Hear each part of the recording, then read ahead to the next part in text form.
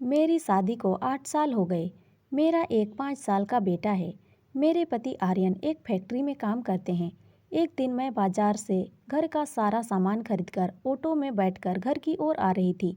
एक जगह पर ऑटो रुका। एक सवारी सामने वाली सीट पर आकर बैठ गई। जैसे ही मेरी नज़र उस सवारी पर पड़ी तो मैं एकदम चौंक गई और मेरे दिल की धड़कनें बढ़ गई। इससे पहले कि मैं कुछ कहती, सामने बैठा हुआ आदमी जिसका नाम अंकुश था, उसने मेरी ओर देखते हुए कहा, अरे आलिया, तुम? हाँ, मैंने बड़े ही बेमन से जवाब दिया। तुम कैसी हो? आज हम काफ़ी दिन बाद मिल रहे हैं। अंकुश के चेहरे पर खुशी तैर रही थी। मैं ठीक हूँ। मुझे पता चला था कि यहाँ इस शहर में तुम्हारी शादी हुई है। जान सकता हूँ कि परिवार में कौन कौन है? मेरे पति और एक बेटा। मैं बोली। तुम्हारे पति क्या करते हैं? एक कंपनी में काम करते हैं। क्या नाम है? आर्यन। मैं यहाँ अपनी कंपनी के काम से आया था। अब काम हो चुका है। रात की ट्रेन से वापस चला जाऊँगा। अंकुश ने मेरी ओर देखते हुए कहा, घर का पता नहीं बताओगी क्या? क्या करोगे पता लेकर? मैं कुछ सोचते हुए बोली, कभी तुमसे मिलने आ जाऊँगा। क्या करोगे मिलकर? देखो अंकुश, अब मेरी शादी हो चुकी है और मुझे उम्मीद है कि तुमने भी शादी कर ली होगी। तुम्हारे घर में भी पत्नी व बच्चे होंगे। हाँ, पत्नी और एक बेटा और एक बेटी है। तुम मुझे पता बता दो। वैसे तुम्हारे घर आने का मेरा कोई हक नहीं है, पर एक पुराने प्रेमी नहीं बल्कि एक दोस्त के रूप में आ जाऊंगा किसी दिन। मैंने उसे अपना पता बता दिया। कुछ देर बाद ऑटो रुका। मैं ऑटो से उतरने लगी। आलिया, अब तो रात को मैं वापस जा रहा हूँ, फिर किसी दिन आऊँगा। मैंने कोई जवाब नहीं दिया। घर पहुँचकर मैंने देखा कि मेरा बेटा कमरे में बैठा हुआ स्कूल का काम कर रहा था। मैंने बेटे को खाना खिलाया और उसके बाद कमरे में जाकर लेट गई।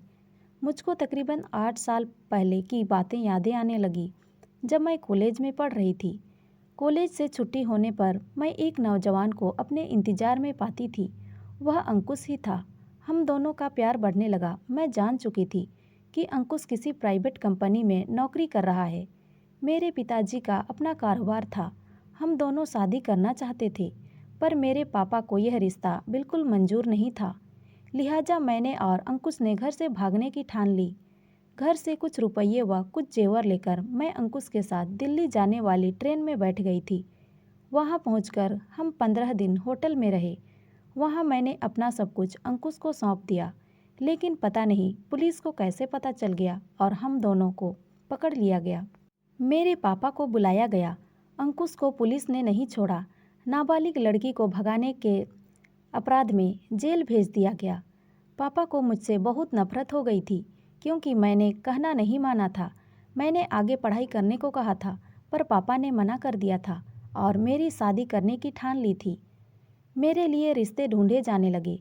साल भर इधर उधर धक्के खाने के बाद पापा को एक रिश्ता मिल ही गया था। आर्यन एक कंपनी में काम करता था। उसके माँ बाप नहीं थे। वह अकेला ही रहता था।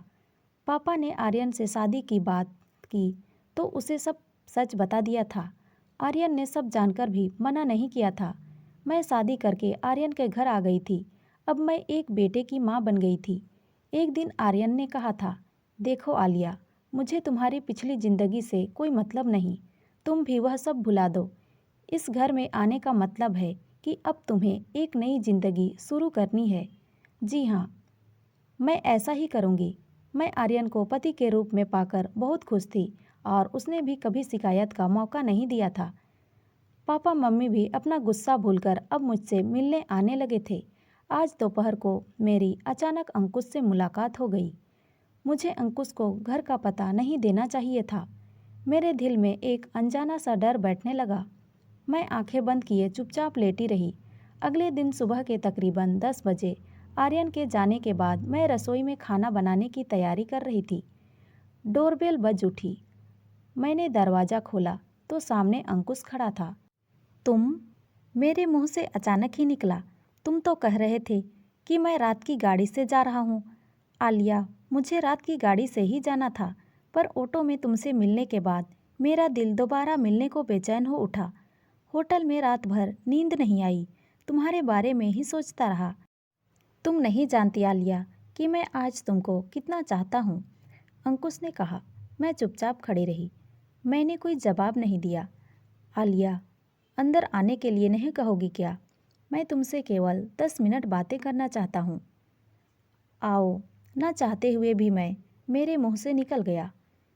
कमरे में सोफे पर बैठते हुए अंकुश ने इधर उधर देखते हुए पूछा, कोई दिखाई नहीं दे रहा है? सभी कहाँ गए हैं? बेटा स्कूल गया है और पति दफ्तर। जो कहना है जल्दी कहो, मुझे खाना बनाना है। आलिया, तुम अब पहले से ज़्यादा खूबसूरत हो गई हो और दिल करता है कि तुम्हें देखता ही रहूं। क्या तुम्हें दिल्ली के होटल के उस कमरे की याद आती है जहां हमने रातें गुजारी थी? क्या यही कहने के लिए तुम यहाँ आए हो? अचानक अंकुश ने मेरा हाथ पकड़कर मुझको अपनी बाहों में खींच लिया और मेरे गालों को चूमने लगा। मैं उसको झटक कर उससे दूर जाकर खड़ी हो गई और गुस्से में उससे कहा, तुम फौरन यहाँ से निकल जाओ, मैं तमाशा नहीं करना चाहती। तब अंकुश ने गुस्से में कहा, मैं तुम्हारे पति को सब बता दूंगा। तुम उन्हें क्या बताओगे? मैंने घबरा कर पूछा। मैं आर्यन से कहूँगा कि दिल्ली में मैं अकेला नहीं था, मेरे 2 दोस्त और भी थे जिनके साथ आलिया ने खूब मस्ती की थी। झूठ, बिल्कुल झूठ, मैं गुस्से से चीखी। यह झूठ है, पर इसे मैं और तुम ही तो जानते हैं। तुम्हारे पति तो सुनते ही एकदम यकीन कर लेगा। अंकुश ने मेरी तरफ देखते हुए कहा। मैंने हाथ जोड़कर पूछा, तुम आखिर चाहते क्या हो? मैं चाहता हूँ कि आज मैं तुम्हारे साथ वही करना चाहता हूँ जो हमारे बीच होटल में हुआ था। नहीं अंकुश, अब मैं वह नहीं करूँगी। अब मैं अपनी ज़िंदगी में जहर नहीं घोलूँगी। आर्यन मुझ पर बहुत विश्वास करते हैं, मैं उनसे विश्वासघात नहीं करूँगी। मैंने अंकुश से घूरते हुए कहा। तो ठीक है आलिया, मैं आर्यन से मिलने जा रहा हूँ। दफ्तर, अंकुश ने कहा। दफ्तर जाने की ज़रूरत नहीं है, मैं यहीं आ गया हूँ। आर्यन की आवाज़ सुनाई पड़ी। यह देख मैं और अंकुश बुरी तरह चौंक उठे। मेरे चेहरे का रंग एकदम पीला पड़ गया। यहाँ क्यों आया है?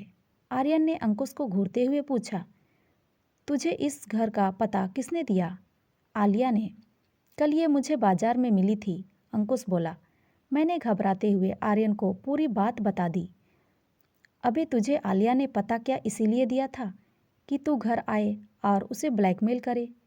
मैंने तुम दोनों की बातें सुन ली है, अब तू यहाँ से दफ़ा हो जा। फिर कभी इस घर में आने की कोशिश की तो पुलिस के हवाले कर दूंगा। आर्यन ने अंकुश की ओर नफरत से देखते हुए गुस्साई आवाज़ में कहा। अंकुश चुपचाप घर से निकल गया। मुझको रोना आ गया था। मैं सुबकते हुए बोली, मुझे माफ़ कर दो, मुझसे बहुत बड़ी भूल हो गई जो मैंने अंकुश को घर का पता दे दिया था। हाँ आलिया, यह तुम्हारी ज़िंदगी की दूसरी भूल है जो तुमने अपने दुश्मन को घर में आने दिया। अंकुश तुम्हारा प्रेमी नहीं बल्कि दुश्मन था। सच्चे प्रेम कभी भी अपनी प्रेमिका को घर से रुपये और गहने वगैरह लेकर भागने को नहीं कहते। मेरी आंखों से आंसू बहते रहे। आर्यन ने मेरे चेहरे से आंसू पोंछते हुए कहा, आलिया, मुझे तुम पर बहुत विश्वास था, पर आज की बातें सुनकर यह विश्वास और बढ़ गया है। मैं अपने आंसू पोंछते हुए आर्यन के गले लग गई। तो दोस्तों, ये कहानी आपको कैसी लगी कमेंट में ज़रूर बताएं और अच्छी लगी हो तो लाइक शेयर और सब्सक्राइब ज़रूर करें। धन्यवाद।